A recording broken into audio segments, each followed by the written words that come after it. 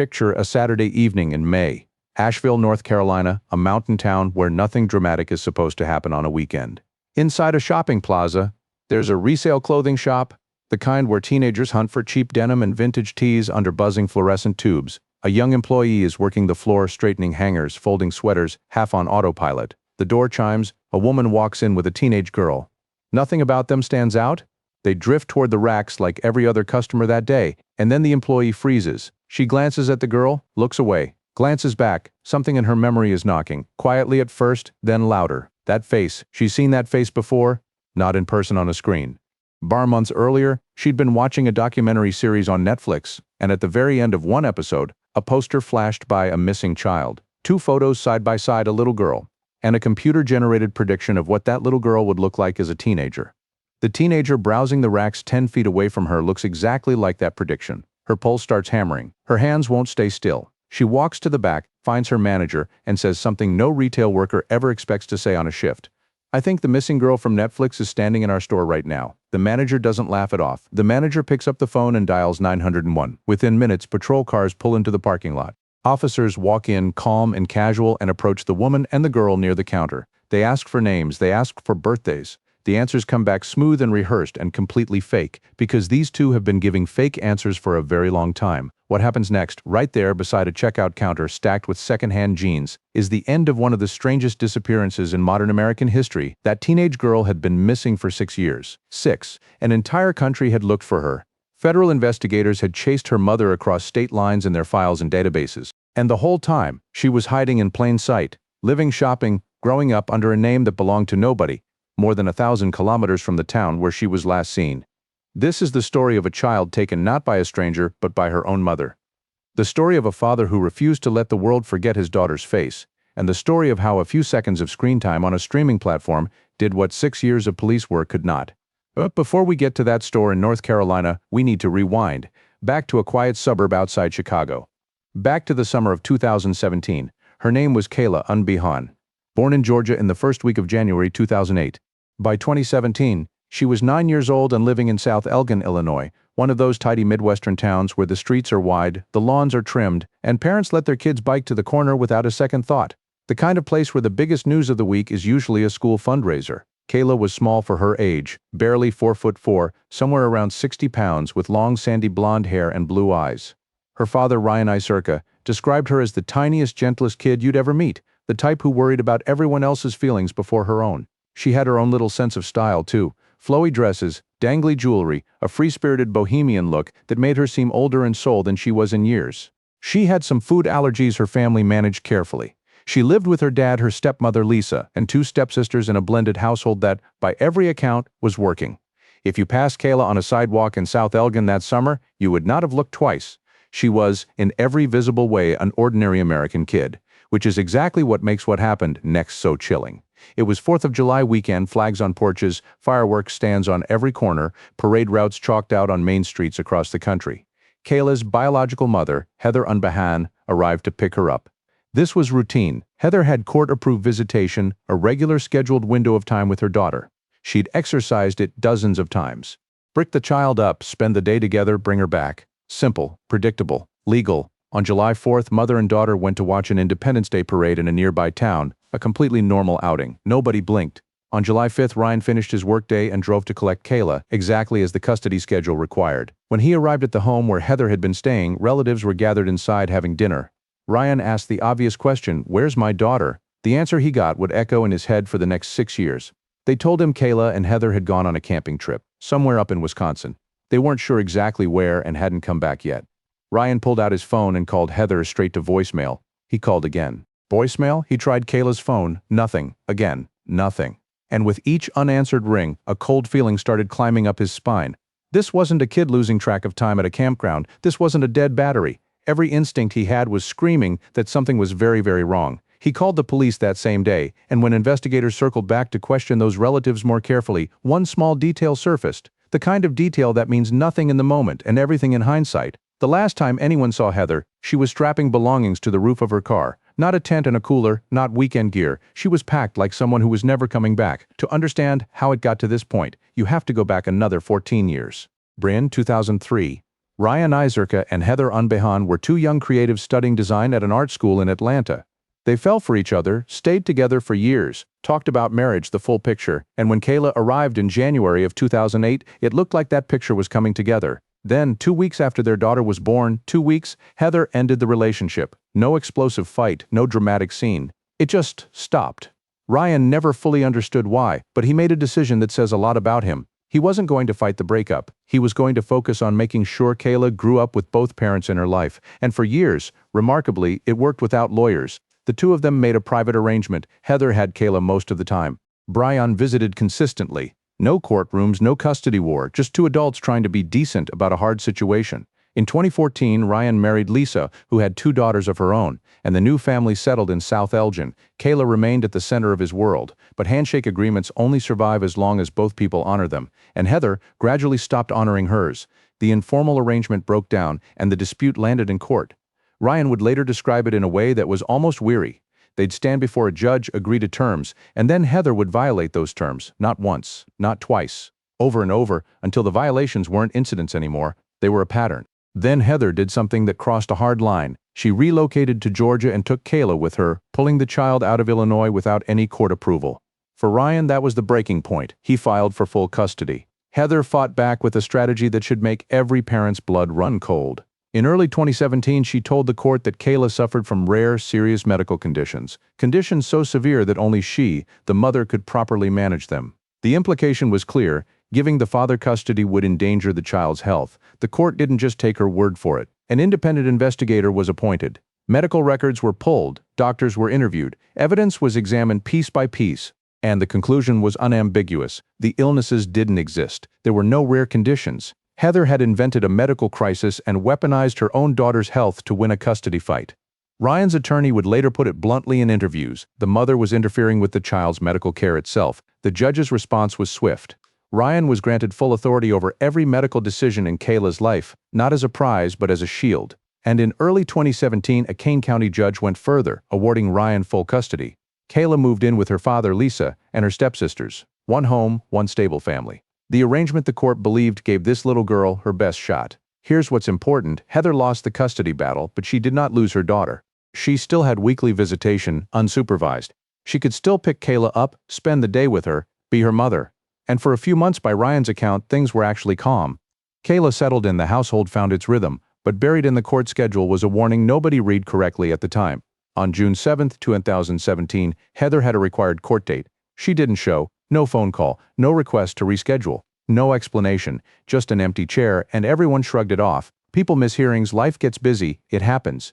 Nobody looked at that empty chair and saw what it actually was. Step 1 of an escape plan. 28 days later, Heather picked up Kayla for a parade and drove out of everyone's life. From the very first report, South Elgin police treated this differently than a standard missing person case. The history of violated orders, the skipped hearing, the packed car, everything pointed to one classification: parental abduction, a parent deliberately taking a child and running. Then the investigation started hitting walls. Not ordinary walls, walls that revealed just how carefully this had been planned. Detectives called Heather's phone, not out of range, powered off. They called Kayla's phone, off. They reached out to Heather's own attorney, the lawyer who had represented her through the entire custody battle. His answer stunned them. He hadn't heard a word from his client in weeks. Her own legal counsel had no idea where she was. On July 7th, Heather blew off a second scheduled court appearance. At that point, nobody in law enforcement was using the word coincidence anymore, but it was the next set of discoveries that truly rattled investigators, because they showed premeditation on a level you rarely see. First, the car was gone, not abandoned, not parked at a relative's house, sold. The one object police could have tracked through plates, toll booth cameras, and registration databases had been converted into untraceable cash before she left. There was no vehicle to broadcast an alert for. Second, her digital life had been erased. Every social media account she'd ever maintained, deleted, scrubbed, gone. In a decade where the average person documents their lunch, Heather Unbehan had removed herself from the internet as if she'd never existed on it.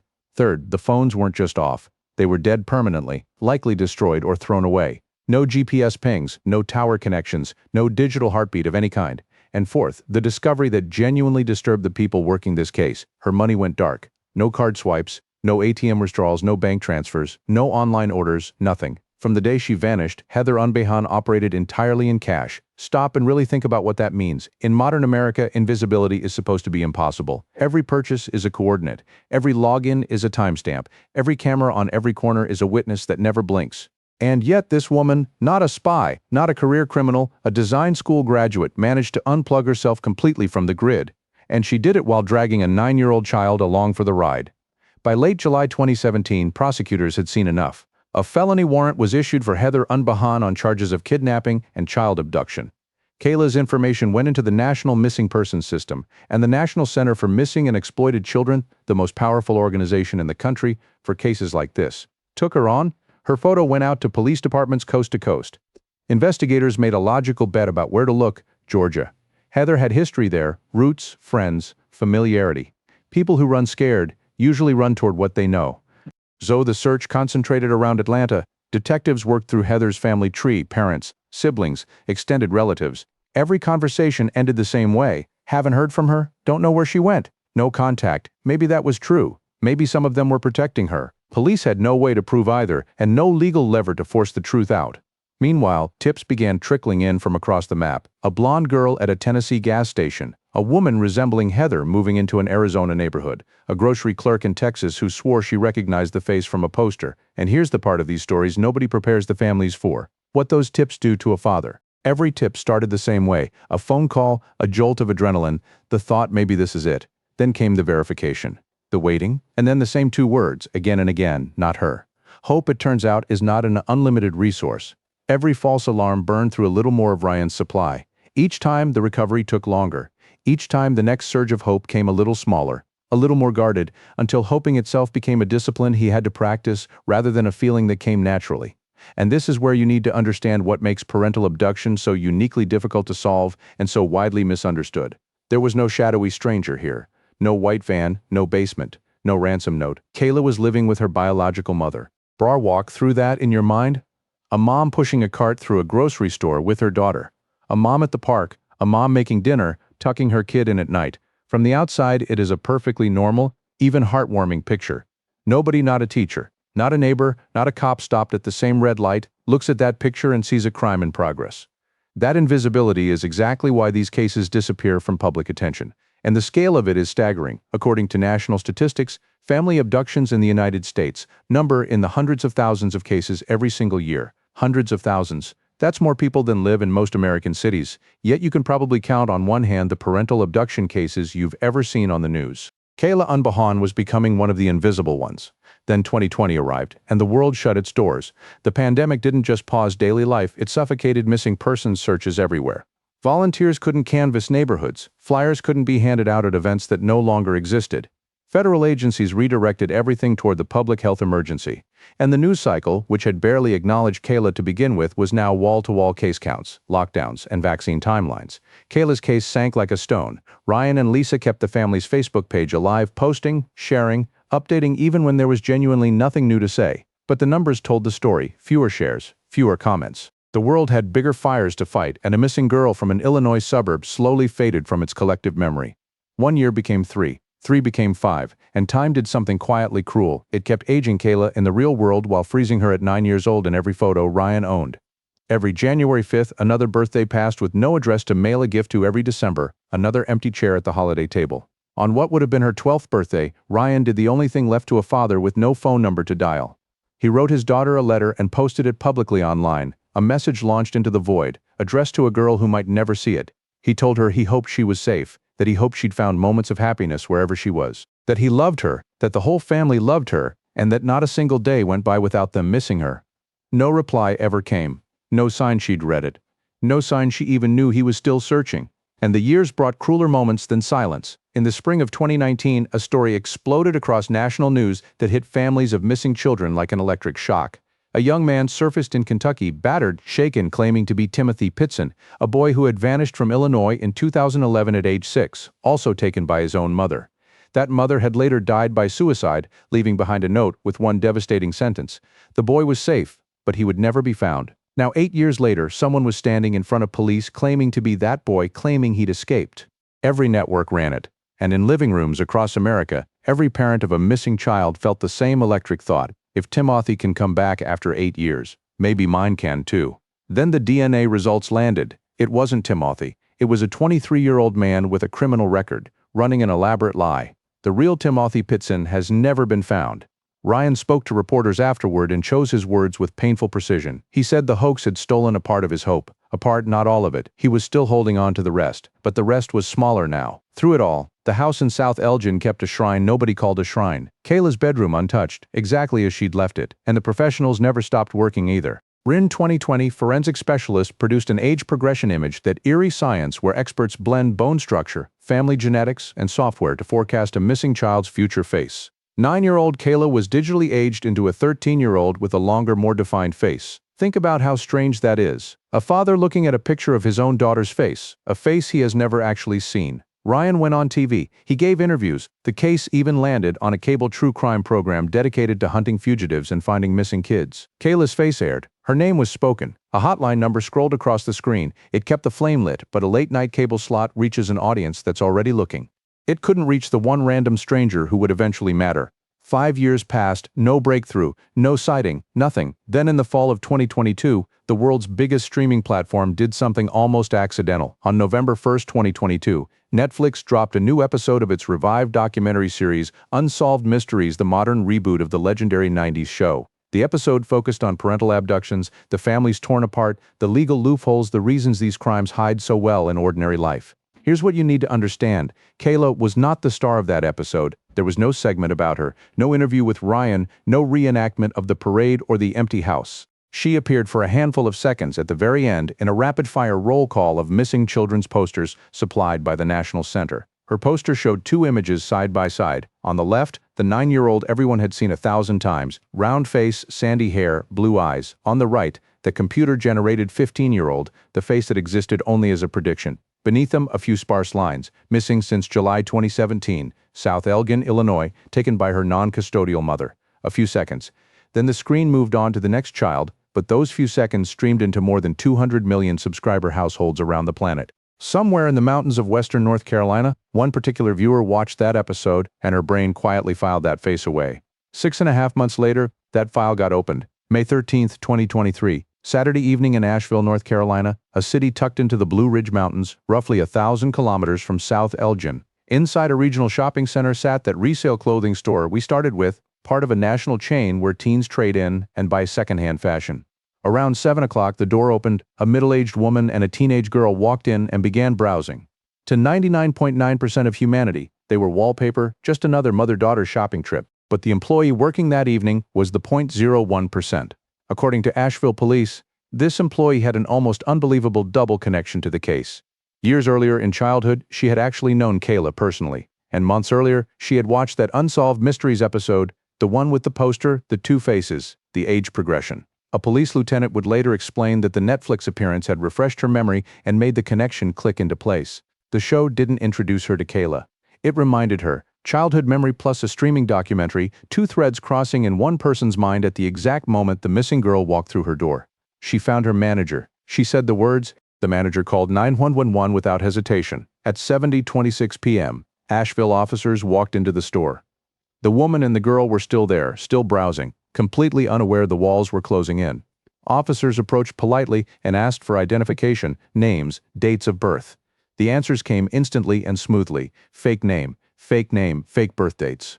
6 years underground had drilled that reflex deep into both of them. When anyone official asks who you are, you lie. But this time, the lie hit a wall.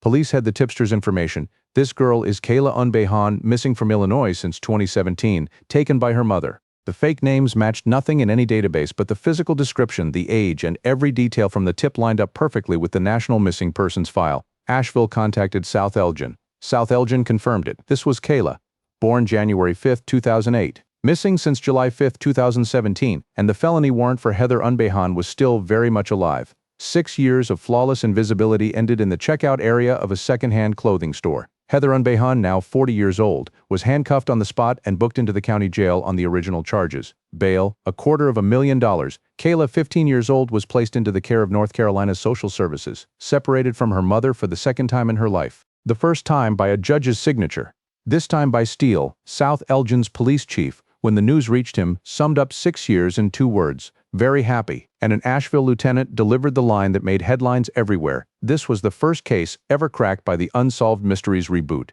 The first, a poster shown for seconds at the end of an episode, had just brought a child home. 6 years, 2,140 days. That Saturday night, as Heather sat in the back of a patrol car, phone lines lit up between North Carolina and Illinois.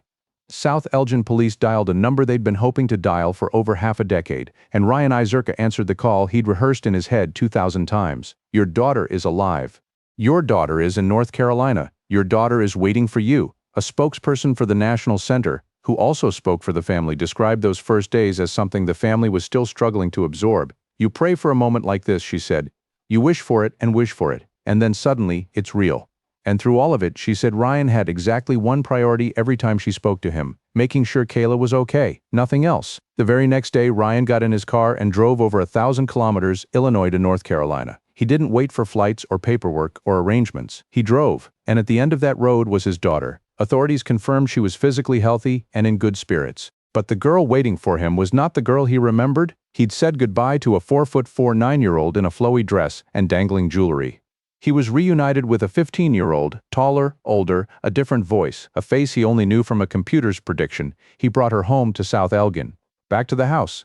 Back to the bedroom that had waited 6 years without changing. Through the National Center, Ryan released a statement overflowing with gratitude for the South Elgin police, for the center, for every agency that had carried the case. And then he added a sentence that quietly reveals the entire tragedy of parental abduction. He asked the public for privacy as he and his daughter got to know each other again. Read that again. A father and his own child needing to be reintroduced. That is what 6 stolen years actually costs. Online, the dam broke. The family's Facebook page, which had been echoing into near silence for years, flooded with thousands of messages. Strangers who had never met Kayla, never met Ryan, but had spent years sharing posts and refusing to let her name die, now got to celebrate the ending they'd stopped believing in. But underneath the celebration, hard questions were waiting. Where had they been all this time? Had Kayla gone to school? Under what name? Did she know her father never stopped looking? And the biggest question of all, what price would the woman who orchestrated all of it actually pay? The answer to that last question would leave half the country furious. First, the legal dominoes. 3 days after her arrest, Heather posted the full $250,000 bail in North Carolina and walked out. But she didn't run again. She traveled back to Illinois and surrendered herself at the Kane County Justice Center, where she was initially held without bond on the state charge, child abduction, a Class 4 felony, specifically taking a child during lawful visitation and refusing to return her. Eventually, bond was set with tight strings attached, GPS ankle monitor at all times, and no leaving Illinois. The system, having been embarrassed once, kept the leash short. Meanwhile, investigators finally started filling in the 6-year blank, and the answer to where were they surprised everyone. Not Georgia, where the search had focused. Not Wisconsin, the fake camping cover story. Oregon, the Pacific Northwest, roughly 3,000 kilometers from Illinois, in a corner of the country nobody had seriously searched. Investigators concluded the pair had spent essentially the entire 6 years there, relocating to North Carolina only shortly before that fateful shopping trip. Beyond that, the record stayed dark. What schools, what jobs, what house, what names, none of it was released. 6 years of a child's life almost entirely off the books. Then came the slow grind toward trial, and a legal reality that shocked people when they learned it. Child abduction is charged in Illinois. A Class 4 felony carries a sentencing range that tops out at 3 years in prison. 3, that's the ceiling. For taking a child and erasing her from her father's life for 6 years. The absolute maximum the law allowed was 3 years, and probation was on the table. A jury trial was set for August 2025. Heather pleaded not guilty. The Friday before trial, 2 rulings landed, both bad for her. First, she tried to fire her own attorney, claiming incompetence. The judge refused. She was going to trial with the lawyer she had. Second, and far more devastating, the judge barred her defense from arguing to the jury that the 2017 custody orders, the very orders giving Ryan full custody, were invalid or unconstitutional. Understand what that ruling destroyed. Her one meaningful defense was to convince a jury that the original custody decision was so wrong it shouldn't count, that you can't violate an order that never should have existed. The judge slammed that door shut. The order was the order, and she had unquestionably broken it. Monday morning, August 11th, 2025, Kane County Courthouse. The prosecutor stood ready. The jury pool was assembled. 8 years of this saga were about to be laid out in open court. And then Heather Unbehan stood up and pleaded guilty. Not guilty became guilty in the minutes before jury selection. 8 years of running, hiding, and fighting ended in a single quiet word. She declined to speak to reporters, saying she'd wait for sentencing. That day came on October 8, 2025. Facing a maximum of 3 years behind bars, Heather stood before the judge and received her sentence. 2 years of probation, 6 months of GPS monitoring after that. A total ban on contacting Kayla in any form. And 0 days in prison, not one. That afternoon, 8 years after she packed a car and vanished with a 9-year-old, Heather Unbehan walked out of the courthouse a free woman. The internet detonated. For an enormous share of the public, the math simply didn't compute. 6 years of abduction, a childhood dismantled, a false identity forced onto a little girl, and the punishment was probation. The question repeated everywhere was brutal in its simplicity. If the father had done this, grabbed his daughter, taught her to lie to police, hidden her for 6 years, does anyone honestly believe he walks out with probation? But another camp rose up just as loudly, defending Heather across social media with one recurring argument: a mother can't kidnap her own child. She gave birth to her. That's not abduction, that's instinct. Some went further. Maybe she was protecting Kayla from something. Maybe the court got it wrong from the start, except the record doesn't support the romance. Followers of a well-known missing persons podcast pointed straight at the custody documents. The court found the mother had fabricated medical conditions and was interfering with the child's actual health care. The father pursued custody as protection, not punishment. And the National Center has been fighting this exact narrative for decades, the dangerous instinct to shrug off family abductions as custody drama instead of recognizing them as genuine threats to a child's welfare. Because strip away every argument about motive and one fact remains standing: a little girl spent 6 years as a person who didn't officially exist. No real name at the doctor's office, no grandparents, no father, no stepsisters. No friend from before the age of 10. Whatever love existed inside that hiding place, the hiding place itself was the harm. And no verdict, no sentence, no online debate returns those 6 years to her. So what happened to Kayla? Here's what her family did after the reunion, and it might be the wisest thing in this entire story. Nothing public, no talk show circuit, no book deal, no documentary of their own. They closed the front door and started the slow, unglamorous work of rebuilding a family. Kayla re-enrolled in school in South Elgin under her real name for the first time in 6 years. Homework, cafeteria lunches, the magnificent boredom of normal teenage life, and alongside it, the harder homework, relearning her father, getting to know Lisa, the stepmother she'd lived with for only a few months before vanishing, reconnecting with stepsisters who had grown up in her absence, rediscovering a hometown she left as a child and re-entered as a teenager. The family shielded her completely from cameras and microphones. She needed to live a life, not perform a story.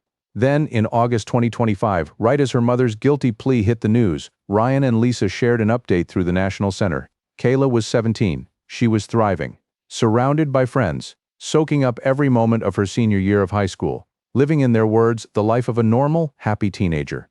Normal. Let that word land. After 6 years without her own name, normal wasn't ordinary. Normal was the victory. Every morning she walks into school as Kayla Unbehan, actual name, actual identity. No rehearsed lies, no glancing over her shoulder, is a small miracle stacked on top of 2 years of patient rebuilding. And that brings us to why this story belongs to you, not just to one family in Illinois. Lesson 1: if you're in a custody dispute, paper is necessary, but paper is not protection. Ryan had a full custody order, and that order did not physically stop a car from driving west. Watch for the warning signs the paper can't catch: missed court dates, a parent going silent with their own lawyer, sudden selling of assets, talk of living off the grid. Those aren't quirks. Those are flares going up. Call your attorney and law enforcement the moment you see them, not after the visitation window closes. Lesson 2: if you ever suspect you've seen a missing child, do not investigate. Do not approach. Do not talk yourself out of it because you might be wrong. That store employee wasn't certain. She had a feeling and a memory, and she made the call anyway. Dial 911 or the national hotline. 180th lost. Being wrong costs a moment of embarrassment. Staying silent can cost a childhood. Lesson 3: spend 5 minutes on missingkids.org once in a while. Just look at the faces. You don't need training or a badge. Kayla wasn't found by federal agents or facial recognition software. She was found by one regular person with a good memory standing in the right store at the right moment. The next right person could be you at a gas station, a school pickup line, a grocery aisle. And the final lesson: say it plainly. Parental abduction is a crime, not a family squabble. Hundreds of thousands of American children go through it every year, and most of their stories never reach a camera. If someone tells you they're planning to take a child and disappear without custody, without the law, your silence isn't loyalty to them. Your voice is protection for that child. If this story moved you, subscribe and share this video, because Kayla came home thanks to one pair of eyes that happened to remember one face. Every share puts this story in front of another pair of eyes, and somewhere out there another missing child is waiting for theirs. Thank you for watching to the very end. I'll see you in the next one. Systemadio on. This case is a perfect anchor for a solved by TV miniseries, 5 to 7 episodes on cases cracked by documentaries and streaming shows, unsolved mysteries, reboot cases. John Walsh captures Don't FDOS, FK with cats, etc. Same cold open structure, same emotional arc, ordinary witness, screen memory 911 call, batch produce 3 scripts per week, the format is repeatable, and the search traffic on case solved by Netflix-style titles is evergreen.